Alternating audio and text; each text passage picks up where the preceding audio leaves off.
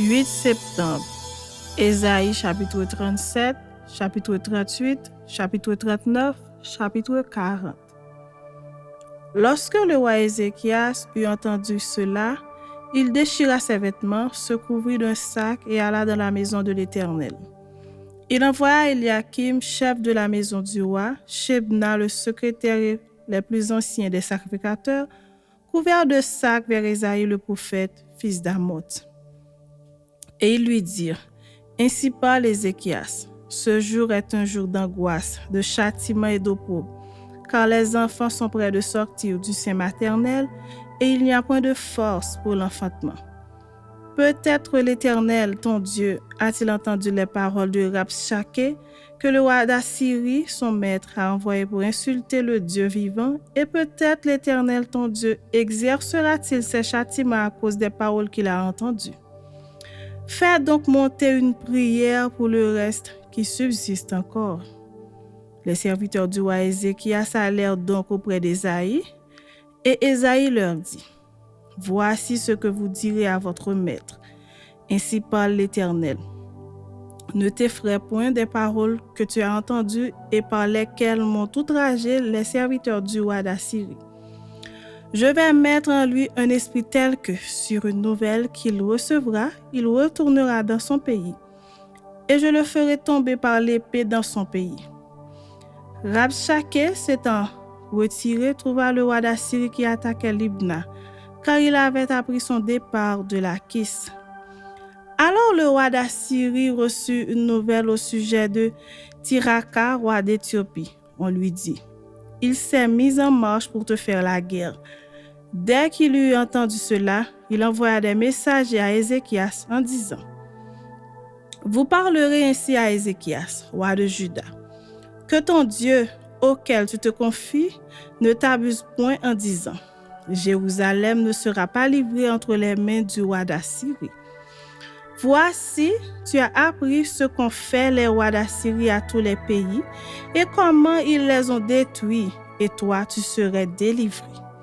Les dieux des nations que mes pères ont détruites, les ont-ils délivrés? Gozan, Charan, Retsef et les fils d'Éden qui sont à Télassar. Où sont le roi de Hamath, le roi d'Arpad et le roi de la ville de Sepharvaïm, Déna et Diva? Ézéchias prit la lettre de la main des messagers et la lut. Puis il monta à la maison de l'Éternel et la déploya devant l'Éternel, à qui il adressa cette prière. Éternel des armées, Dieu d'Israël, assis sur les chérubins, c'est toi qui es le seul Dieu de tous les royaumes de la terre, c'est toi qui as fait les cieux et la terre. Éternel, incline ton oreille et écoute. Éternel, ouvre tes yeux et regarde. Entends toutes les paroles que Senchérib a envoyées pour insulter au Dieu vivant. Il est vrai, ô Éternel, que les rois d'Assyrie ont ravagé tous les pays et leur propre pays, et qu'ils ont jeté leurs dieux dans le feu. Mais ce n'étaient point des dieux, c'étaient des ouvrages de main d'hommes, du bois et de la pierre, et ils les ont anéantis. Maintenant, Éternel notre Dieu, délivre-nous de la main de Senchérib, et que tous les royaumes de la terre sachent que toi seul es l'Éternel. Alors Ésaïe, fils d'Amoth, envoya dire à Ézéchias, « Ainsi parle l'Éternel, le Dieu d'Israël.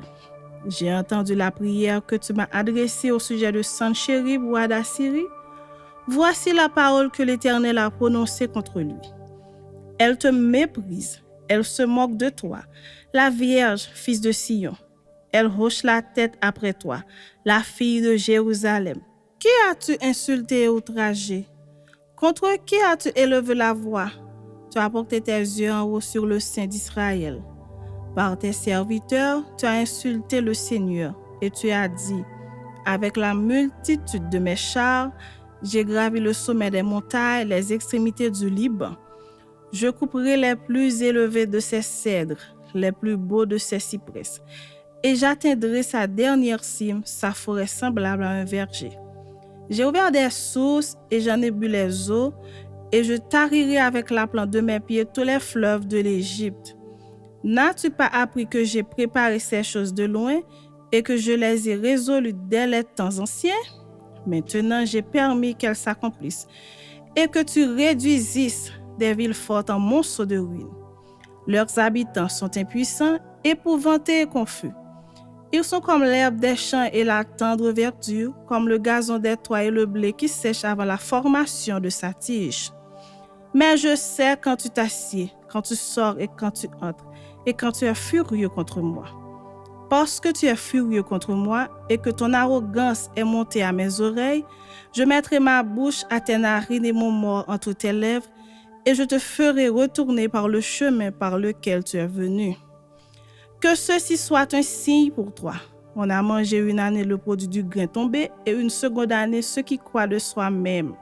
Mais la troisième année, vous sèmerez, vous moissonnerez, vous planterez des vignes et vous en mangerez le fruit. Ce qui aura été sauvé de la maison de Juda, ce qui sera resté poussera encore des racines par-dessous et portera du fruit par-dessus.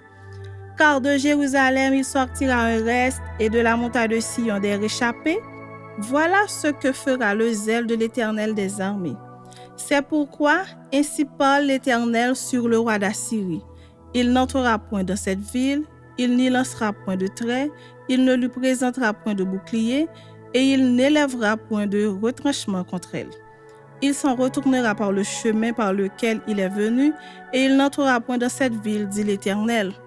Je protégerai cette ville pour la sauver, à cause de moi et à cause de David, mon serviteur. L'ange de l'Éternel sortit et frappa dans le camp des Assyriens 185 000 hommes. Et quand on se leva le matin, voici c'étaient tous des corps morts. Alors Sanchérib, roi d'Assyrie, leva son camp, partit et s'en retourna, et il resta à Ninive. Or, comme il était prosterné dans la maison de Nisroch, son dieu, Adramélec et Charetser, ses fils, le frappèrent par l'épée et s'enfuirent au pays d'Ararat. Et Esar-Hadon, son fils, régna à sa place. Chapitre 38.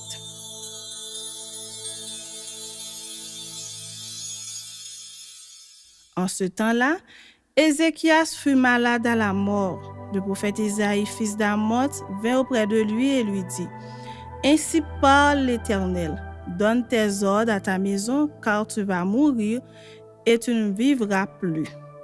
Ézéchias tourna son visage contre le mur et fit cette prière à l'Éternel. Ô Éternel, souviens-toi que j'ai marché devant ta face avec fidélité et intégrité de cœur, et que j'ai fait ce qui est bien à tes yeux. Et Ézéchias répandit d'abondantes larmes. Puis la parole de l'Éternel fut adressée à Isaïe en ces mots. Va et dis à Ézéchias, ainsi parle l'Éternel, le Dieu de David ton père. J'ai entendu ta prière, j'ai vu tes larmes. Voici, j'ajouterai à tes jours 15 années. Je te délivrerai, toi et cette ville, de la main du roi d'Assyrie. Je protégerai cette ville. Et voici de la part de l'Éternel le signe auquel tu connaîtras que l'Éternel accomplira la parole qu'il a prononcée. Je ferai reculer de 10 degrés en arrière avec le soleil l'ombre des degrés qui est descendu sur les degrés d'Akaz. Et le soleil recula de 10 degrés sur les degrés où il était descendu. Cantique d'Ézéchias, roi de Juda, sur sa maladie et sur son rétablissement. Je disais, quand mes jours sont en repos, je dois m'en aller aux portes du séjour des morts. Je suis privé du reste de mes années. Je disais, je ne verrai plus l'Éternel sur la terre des vivants. Je ne verrai plus aucun homme parmi les habitants du monde. Ma demeure est enlevée et transportée loin de moi, comme une tente de berger. Je sens le fil de ma vie coupé comme par un tisserand qui me retrancherait de sa trame. Du jour à la nuit, tu m'auras achevé. Je me suis contenu jusqu'au matin, comme un lion, il brisait tous mes os. Du jour à la nuit, tu m'auras achevé. Je poussais des cris comme une hirondelle en voltigeant, je gémissais comme la colombe. Mes yeux s'élevaient languissant vers le ciel. Ô Éternel, je suis dans l'angoisse, secours-moi. Que dirai-je ? Il m'a répondu et il m'a exaucé. Je marcherai humblement jusqu'au terme de mes années après avoir été ainsi affligé. Seigneur, c'est par tes bontés qu'on jouit de la vie. C'est par elles que je respire encore. Tu me rétablis, tu me rends à la vie. Voici, mes souffrances même sont devenues mon salut. Tu as pris plaisir à retirer mon âme de la fosse du néant, car tu as jeté derrière toi tous mes péchés. Ce n'est pas le séjour des morts qui te loue, ce n'est pas la mort qui te célèbre. Ceux qui sont descendus dans la fosse n'espèrent plus en ta fidélité. Le vivant, c'est celui-là qui te loue, comme moi aujourd'hui. Le Père fait connaître à ses enfants ta fidélité. L'Éternel m'a sauvé. Nous ferons résonner les cordes de nos instruments tous les jours de notre vie dans la maison de l'Éternel. Ésaïe avait dit qu'on apporte une masse de figues et qu'on les étend sur l'ulcère, et Ézéchias vivra. Et Ézéchias avait dit: à quel signe connaîtrai-je que je monterai à la maison de l'Éternel? Chapitre 39.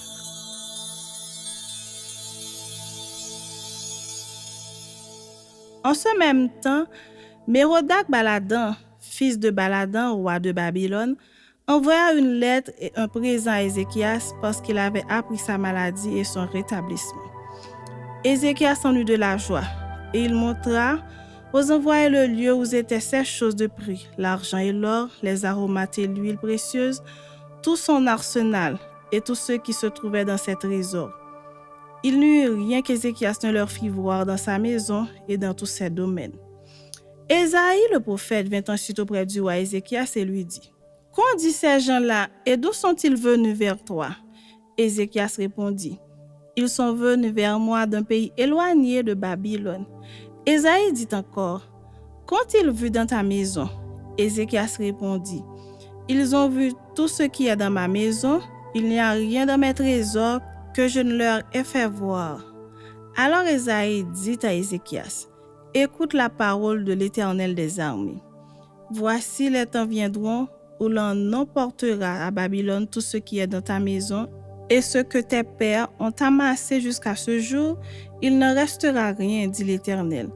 Et l'on prendra de tes fils qui seront sortis de toi, que tu auras engendrés pour en faire des eunuques dans le palais du roi de Babylone. Ézéchias répondit à Ésaïe: la parole de l'Éternel que tu as prononcée est bonne, car, ajouta-t-il, il y aura paix et sécurité dans ma maison. Chapitre 40.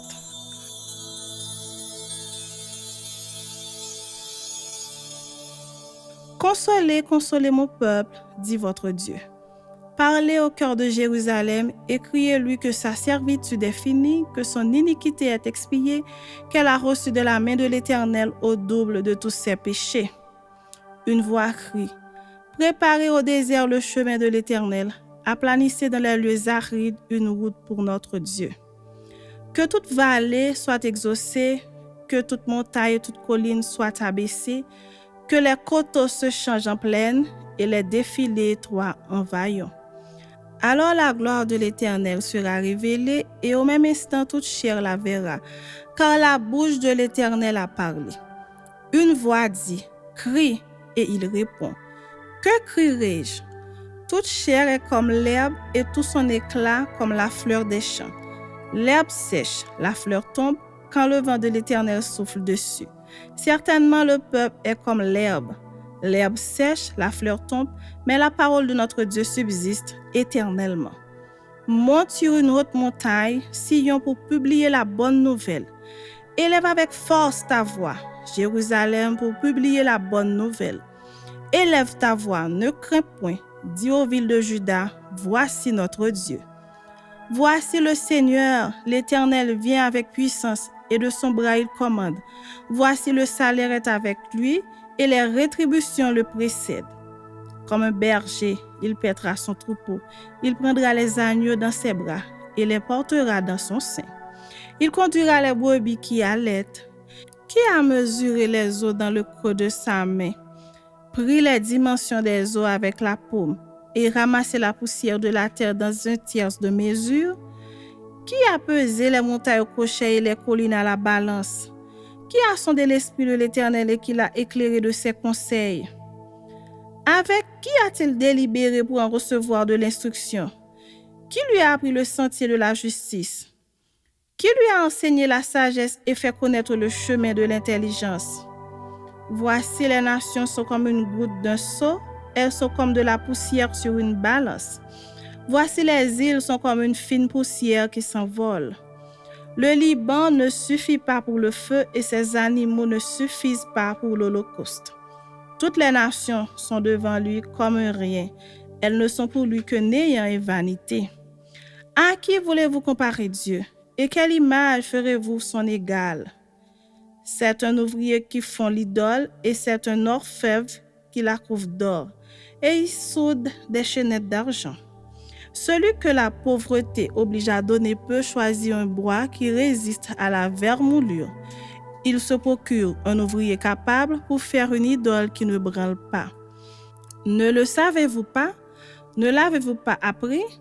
Ne vous l'a-t-on pas fait connaître dès le commencement? N'avez-vous pas réfléchi à la fondation de la terre?